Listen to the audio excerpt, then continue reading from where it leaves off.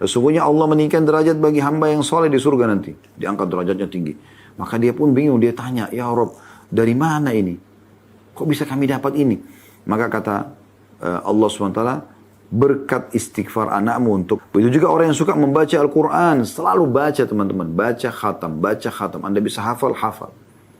Hidup dengan Al-Quran, jadikan itu sebagai sahabat Anda. Itu yang tiap hari Anda dengar, Anda baca Al-Quran. Karena dalam hadis Abdullah bin Amr bin As radhiyallahu anhu, beliau berkata, Nabi SAW bersabda, yuqalu li sahibil Quran, akan dikatakan kepada pemilik Al-Quran yang suka membaca Al-Quran, Iqra' wartaqi.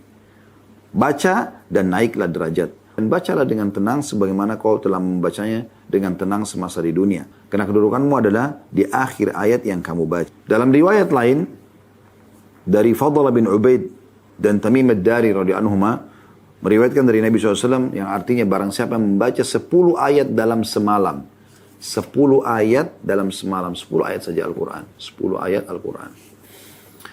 Maka dicatat untuknya 1 kintar. Dan 1 kintar itu nilainya lebih baik daripada dunia dan seluruh isinya. Ini orang beriman begini. Menuju akhirat ini yang dia pikirkan. Gitu kan. Pada hari kiamat Rabbmu Azza wa Jalla akan berfirman, bacalah dan naiklah pada tiap-tiap ayat, naik 1 derajat.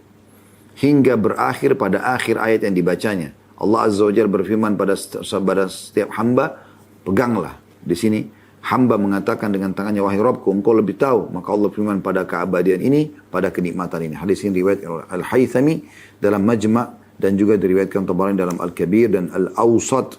Dan dinyatakan ya, hadis ini adalah hadis yang hasan, ya, bisa diterima oleh para ulama hadis, ya.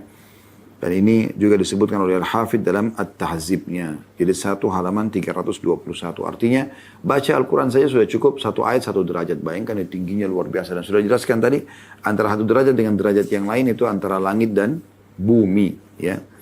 Dan sekian banyak kalau kita ingin membahas tentang masalah keutamaan surga, ya, yang Allah janjikan. Anda bisa kembali ke bahasan kami di playlist YouTube khusus buku membedah Rasulullah SAW cerita tentang surga dan neraka. Dan tadi saya bacakan dari sebagian itu, ya. Buku ini yang saya baca Rasulullah SAW cerita tentang surga dan neraka. Ini sebagian kecil yang kita sudah bahas di playlist YouTube itu.